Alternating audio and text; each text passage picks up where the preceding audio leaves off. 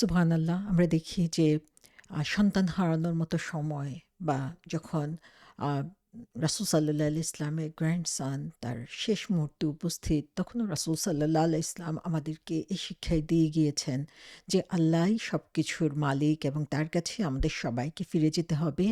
এই দুনিয়াটা আমাদের জন্য শুধুমাত্র লিমিটেড টাইমের জন্য। কিন্তু আমাদের অবস্থা দেখলে মনে হয় যে এই দুনিয়াটাই যেন শেষ এবং এরপরে আর কোনো কিছু নেই। সো আল্লাহ সুবহানাহু ওয়া তাআলার কাছ থেকে আমরা যদি পুরস্কার আশা করি, তাহলে আমাদেরকে অবশ্যই ধৈর্য ধারণ করতে হবে এবং আল্লাহর কাছ থেকে পুরস্কারের মুখোমুখি হতে হবে। সূরা লোকমানে আল্লাহ সুবহানাহু ওয়া তাআলা বলেছেন, "নিশ্চয়ই আল্লাহর কাছেই কিয়ামতের জ্ঞান রয়েছে। তিনি বৃষ্টি বর্ষণ করেন এবং গর্ভাশয়ে যা থাকে তিনি তা জানেন। কেউ জানে না আগামীকাল সে কী উপার্জন করবে এবং কেউ জানে না কোন দেশে সে মৃত্যুবরণ করবে। আল্লাহ সর্বজ্ঞ, সর্ববিষয়ে সম্যক জ্ঞাত।" এটাই আসলে সত্যি যে আল্লাহ সুবহানাহু তাআলা জানেন আ কখন, কোথায় কার জন্ম হবে। তিনিই শুধুমাত্র জানেন যে কখন কার মৃত্যু হবে। আমরা অনেক ধরনের প্ল্যান করতে পারি, কিন্তু সেই প্ল্যান যে সত্যি হবে সেটা আমরা জানি না। সো কোথায় আমাদের মৃত্যু হবে সেটা শুধুমাত্র আল্লাহ সুবহানাহু তাআলারই জানা আছে। সো আল্লাহ হচ্ছেন আল মুমিত এবং সেভাবেই তাকে আমাদের বিশ্বাস করতে হবে।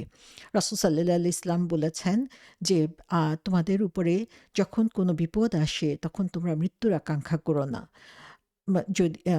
যদি তাদের মৃত্যুর জন্য ইচ্ছা প্রকাশ করতে চায় তাহলে এভাবে তারা বলুক, হে আল্লাহ, আমাকে ততক্ষণ পর্যন্ত জীবিত রাখুন যতক্ষণ পর্যন্ত সেটা আমার জন্য উত্তম, এবং তখনই আমার মৃত্যু দান করুন যখন মৃত্যুটা আমার জন্য উত্তম।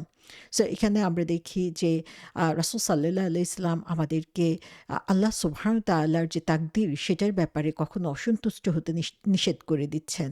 ইভেন অনেক সময় আমরা হচ্ছে হাসির ছলে বা মজা করার জন্য বলে থাকি যে আ আমি শুধু মরে যেতে চাই এখন, আমি আর বাঁচতে চাই না। এ ধরনের কথা বলাও হচ্ছে আমাদের উচিত না।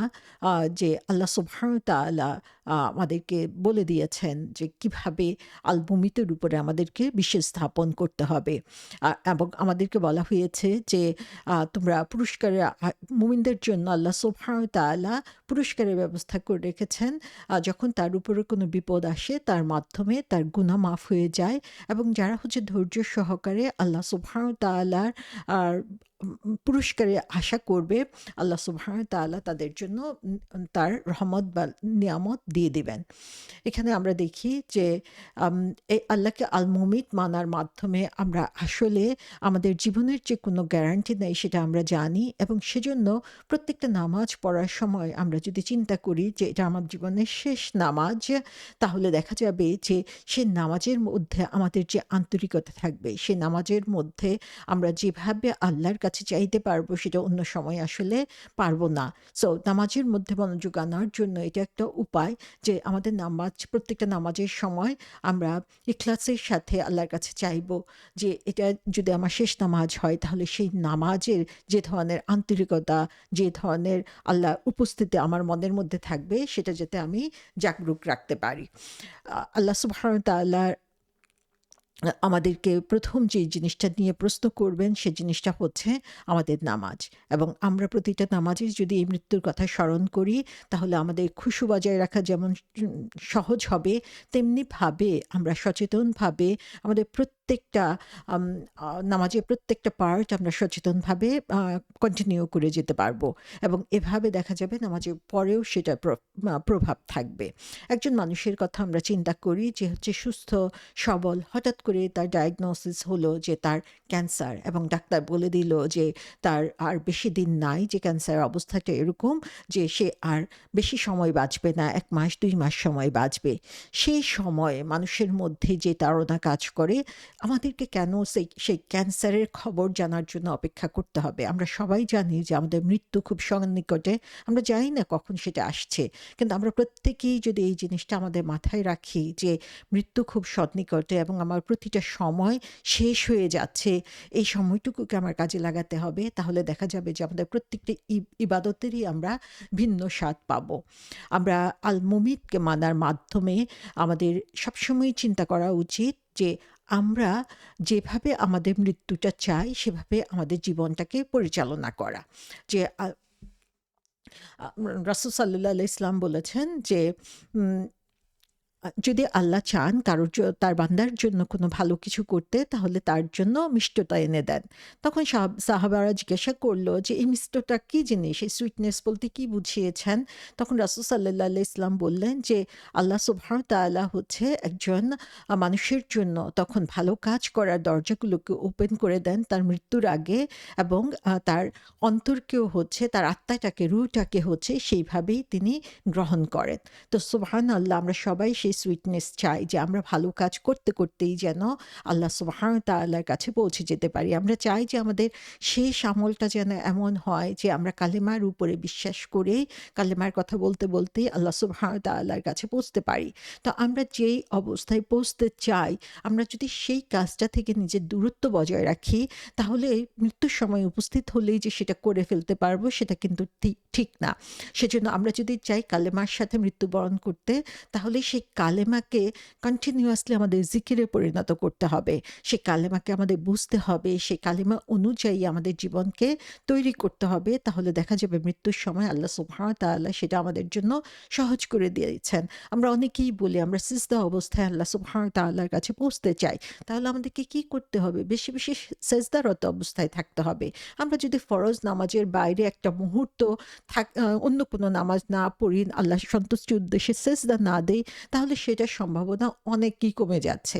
তাহলে আমাদেরকে আমরা যেই অবস্থায় মৃত্যুবরণ করতে চাই, আমাদের জীবনটাকে আমাদের সেভাবে গড়তে হবে এবং সেটার সাথে আমাদেরকে আস্তে-পিষ্টে জড়িয়ে নিতে হবে। এবং এজন্য আল-মুমিতের কাছে আমাদের বেশি, বেশি করে দোয়া করতে হবে। দোয়া হচ্ছে এমন একটা জিনিস, যে জিনিসটা আল্লাহ সুবহানাহু ওয়া তাআলার কাছে চাইলে, মানুষের কাছে আমরা যখন কিছু চাই, বারবার চাইলে মানুষ বিরক্ত হয়ে যায়। কিন্তু আল্লাহ সুবহানাহু ওয়া তাআলা হচ্ছেন এমন সত্তা যে তার কাছে চাইলে তিনি বিরক্ত হন না। তিনি আরো বেশি খুশি হয়ে যান যে তার বান্দা তার কাছে চেয়েছে, এবং সেই বান্দার দোয়াটাকেই একটা ইবাদতে পরিণত করে দেন এবং দোয়ার জন্যই তাকে পুরস্কার দেন। তাহলে এখানে আমরা আল মুমিতের কাছে দোয়া চাইবো। কারণ আমরা জানি তিনি আল মুজিব, তিনি সবার দোয়ার জবাব দিয়ে থাকেন। তো তার কাছে আমরা মোস্ট সিনসিয়ার অবস্থা, আমাদের বেস্ট পসিবল অবস্থায় তার কাছে আমরা দোয়া করব।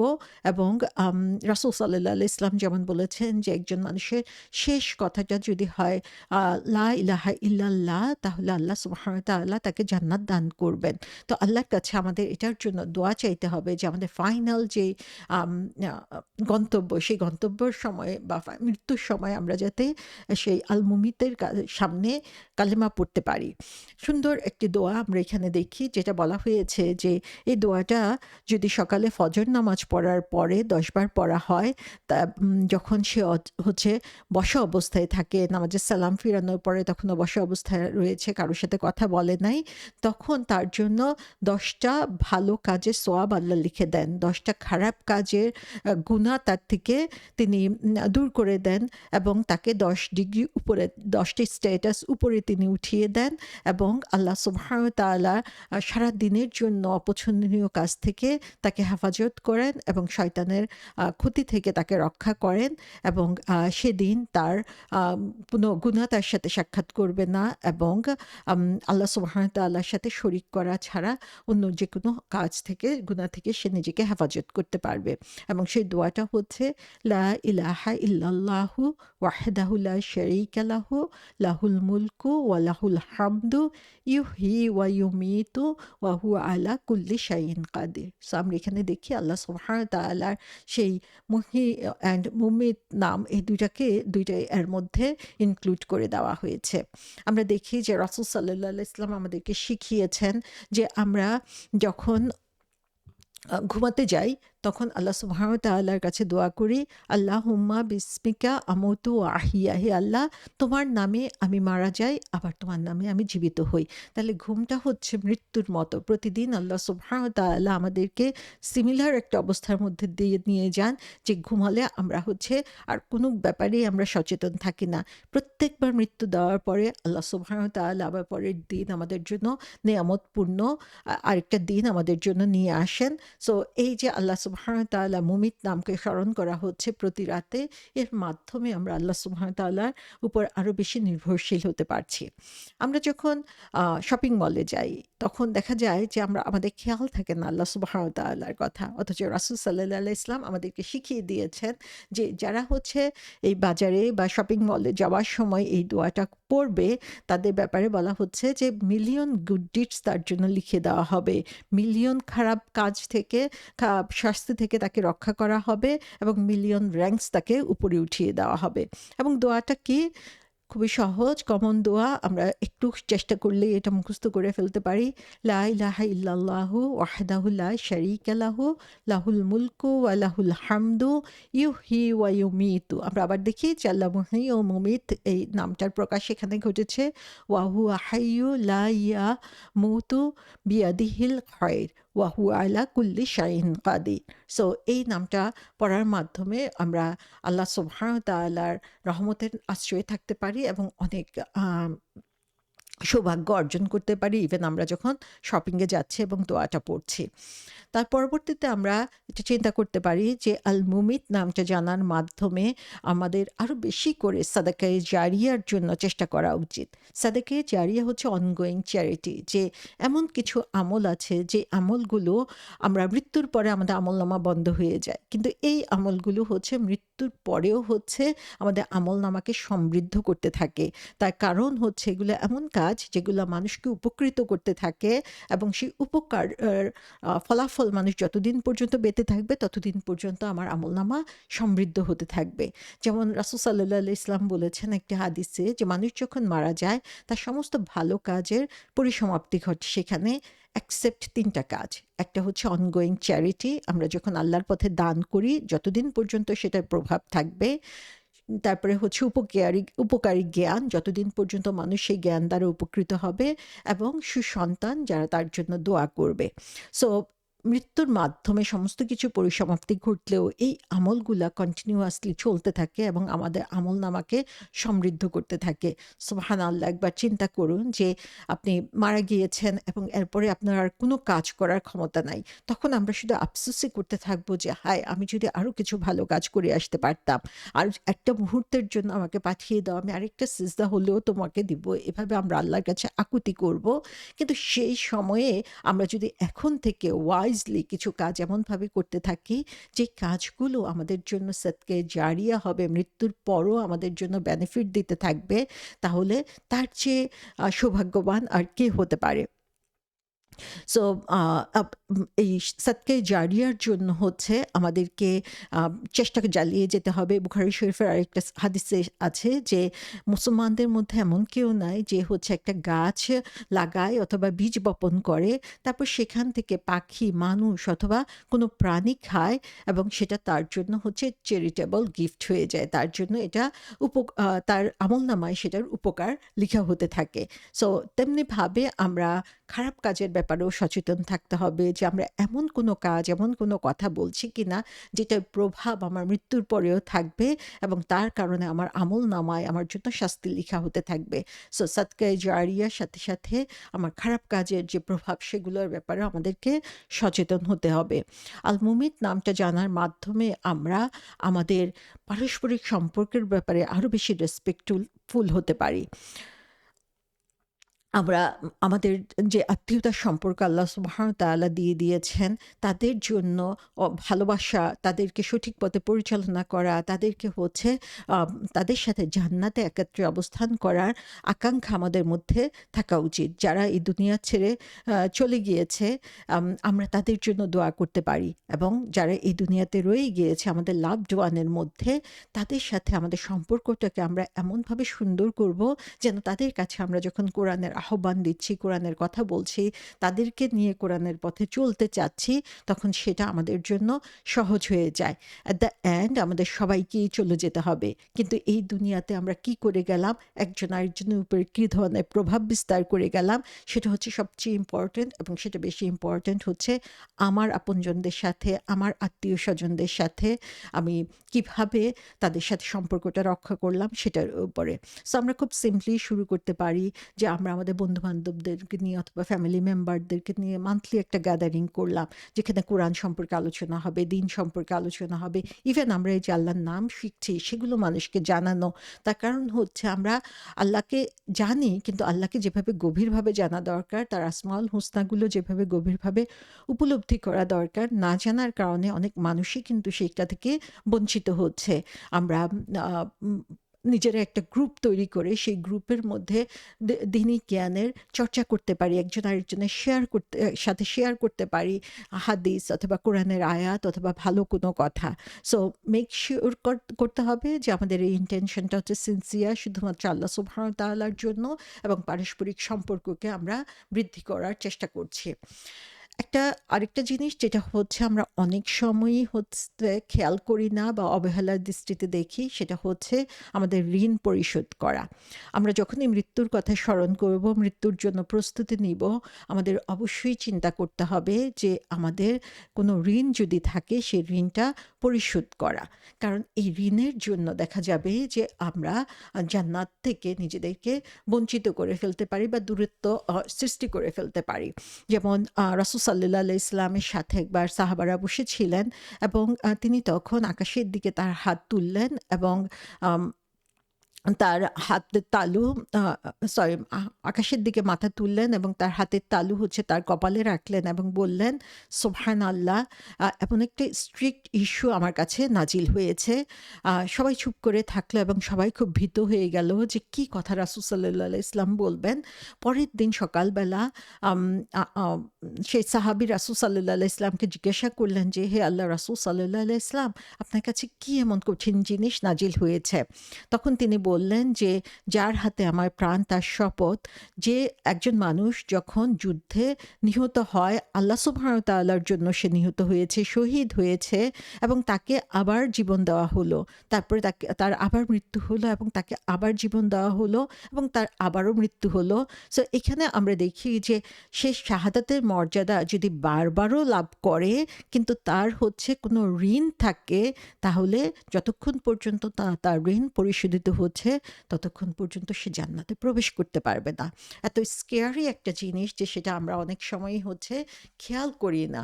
তো আমাদের ঋণের ব্যাপারে আমাদেরকে আরেকটু সচেতন হতে হবে। যত দ্রুত সম্ভব আমাদের ঋণ পরিশোধ করতে হবে, কারণ মৃত্যু কখন আসবে আমাদের জানা নেই। তো সুবহানাল্লাহ, আমরা দেখি যে আল্লাহ সুবহানাহু ওয়া তাআলা এই মৃত্যুকে সৃষ্টি করেছেন, সেজন্যই তিনি আল মুমিত, এবং যারা আমরা জীবিত আছি তাদেরকে অনিশ্চিতভাবে মৃত্যুবরণ করতে হবে। মৃত্যু যেকোনো সময় আমাদের কাছে চলে আসতে পারে এবং আল্লাহ সুবহানাহু ওয়া তাআলা আমাদের জন্য একটা সময় নির্ধারিত করে রেখেছেন, যেই সময়টা আমরা দুনিয়াতে থাকবো এবং যেই সময়টা আমাদেরকে চলে যেতে হবে। সো আল্লাহ সুবহানাহু ওয়া তাআলা আমাদেরকে যে ২ টা বিশেষ দিক দিয়ে তৈরি করেছেন, একটা হচ্ছে আমাদের দৈহিক আ আ অংশ, আরেকটা হচ্ছে আমাদের আত্মিক অংশ। আমাদের যে স স দৈহিক পার্টটা মাংস দিয়ে তৈরি করা, হাড় দিয়ে তৈরি করা, সেটা আমরা দেখতে পাই। কিন্তু আমাদের রুহের পার্টটা হচ্ছে লুকানো, এবং অন্যদিকে আমরা দেখি আমাদের এই যে দৈহিক পার্টটা সেটা হচ্ছে অস্থায়ী একটা জিনিস, কিন্তু রুহ হচ্ছে স্থায়ী একটা জিনিস। সো আমাদের প্রত্যেকের মধ্যেই হচ্ছে ২ টা জীবন রয়েছে, ২ টা ধারা রয়েছে। একটা হচ্ছে স্থায়ী আর একটা হচ্ছে অস্থায়ী। সো এই দুনিয়াবি যেই জিনিসগুলো রয়েছে, সেই দুনিয়াবি জিনিসের সাথে, সাথে আমাদের এই দুনিয়াবি জীবনটা, দুনিয়ার যে অংশটা, দৈহিক অংশটা সেটা শেষ হয়ে যাবে। কিন্তু আমাদের রূহ কিন্তু থেকে যাবে এবং সেই রূহ কন্টিনিউ করবে উইদাউট আওয়ার বডি, এবং সেখানে আমাদের ফিজিক্যাল কোনো এক্সিস্টেন্স থাকবে না, কিন্তু সেটা চলতেই থাকবে এবং আল্লাহ সুবহানাহু ওয়া তাআলা জানেন যে কী অবস্থায় আমাদের রূহটা চলবে। সো মৃত্যু হচ্ছে একটা টোটাল প্যারালাইসিস অবস্থার মতো, যখন আমাদের এই শরীরের আর কোনো ক্ষমতা থাকবে না। আমাদের শরীর, মন, আমাদের ভিতরে যে ব্লাড সার্কুলেশন রয়েছে সমস্ত কিছু স্থবির হয়ে যাবে, কিন্তু আমাদের রূহ তখনও গতিশীল অবস্থায় থাকবে। তো এখানে আমরা দেখি যে মৃত্যুতে এই রূহটাই হচ্ছে এমন একটা রাজায় পরিণত হয় যে তার রাজ্য হারিয়েছে। সো এখানে আমাদের জীবনে এই রূহটা হচ্ছে একজন ব্যবসায়ীর মতো, যে হচ্ছে আম আ কিনে বিক্রি করে, লাভ করে আবার লোকসান করে। মৃত্যুর সাথে, সাথে সে এমন এক ব্যবসায়ী হয়ে যায় যে তার বিজনেসটা এখানে হারিয়ে ফেলেছে। সে আর কোনো ধরনের লাভ এখান থেকে করতে পারে না। আমরা যখন মারা যাই, আ আমাদের যা কিছু আছে সেগুলো সহ আমরা আম কবরে স্থাপিত হই। তো বলা হয়েছে যে আমাদের সাথে যে জিনিসগুলো যায় এর মধ্যে আমাদের আমলনামা শুধু আমাদের সাথে থাকবে। আমাদের আত্মীয়স্বজন, আমাদের ধন-সম্পদ কোনো কিছুই আমাদের সাথে থাকছে না। সো তখন শুধুমাত্র এই রুহটাই হচ্ছে আমাদের সঙ্গী হয়ে যাচ্ছে। সো একজন মুমিন কখনো মৃত্যুর ভয় পেতে পারে না। সে হচ্ছে মৃত্যুর জন্য প্রস্তুতি নিবে। কারণ সে জানে এটা আল্লাহর ইচ্ছা এবং আম আল্লাহ সুবহানাহু ওয়া তাআলা যখন চান আজকে অথবা কালকে অথবা ১ মাস পর অথবা ১০ বছর পর যখনই আল্লাহ চান তখন আমাকে এখান থেকে নিয়ে যেতে পারেন। আমার যত কাজ, আমার যত প্ল্যান, আমার যত আশা সমস্ত কিছুর সমাপ্তি ঘটবে এই মৃত্যুর মাধ্যমে। কিন্তু আমরা যদি এই দুনিয়ার যে সময়টুকু সেটুকু লাভজনক ব্যবসায় কাজে লাগাতে পারি, আবার ঈমানকে দৃঢ় করার মাধ্যমে আমি অত খুব বুদ্ধির সাথে আমার কাজগুলো প্ল্যান করার মাধ্যমে এর ফলাফলগুলো অর্জন করার জন্য সর্বাত্মক চেষ্টা করার মাধ্যমে তাহলে দেখা যাবে ছোট একটা জীবন হলেও পরবর্তীতে আমি সেখান থেকে উপরন্ত ফসল লাভ করতে পারবো এবং আল্লাহ সুবহানাহু ওয়া তাআলার মার্সি এবং জেনারসিটি ছাড়া সেটা কখনোই সম্ভব না। আল মুমিতের সার্ভেন্ট হিসাবে, আব্দ হিসাবে আমাদের আ আ যদিও দুনিয়ার প্রতি ভালোবাসা থাকবে, দুনিয়ার প্রতি আকর্ষণ থাকবে, দুনিয়ার সাথে আমরা বন্ধনে আবদ্ধ হয়ে যাব। কিন্তু তারপরও আমাদের হার্ট হচ্ছে ট্রু লাইফ খুঁজে পায় যখন আমরা এই নেগেটিভ শক্তিগুলো থেকে বাঁচিয়ে আমার হার্টকে আমি আল্লাহর যে নূর, সেই নূরেতে আলোকিত করতে পারি।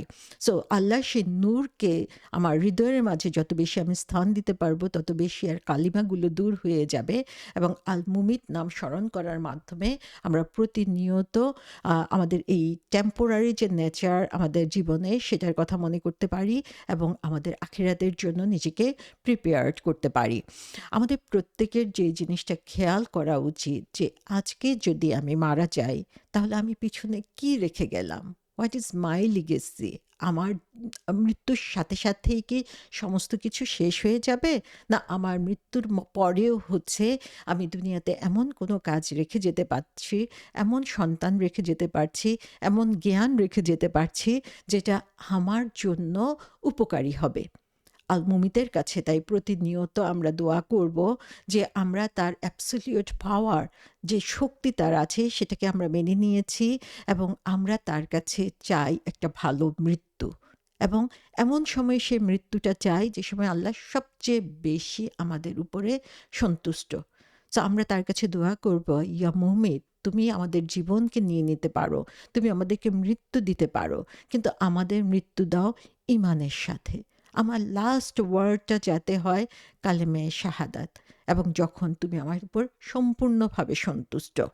আমরা গ্রেভইয়ার্ড ভিজিট করতে যাই যখন, তখন তার কাছে দোয়া করতে পারি, তুমি ইয়া মুমিত তুমি এই যে মানুষগুলো এখানে শুয়ে আছে প্রত্যেককে মৃত্যুর স্বাদ দান করেছ, তাদের সবাইকে তুমি ক্ষমা করে দাও, তাদের উপরে তুমি রহম করো এবং আমাদেরকেও হচ্ছে যখন আমাদের সময় আসবে তখন ভালো একটা পরিসমাপ্তি দান করো।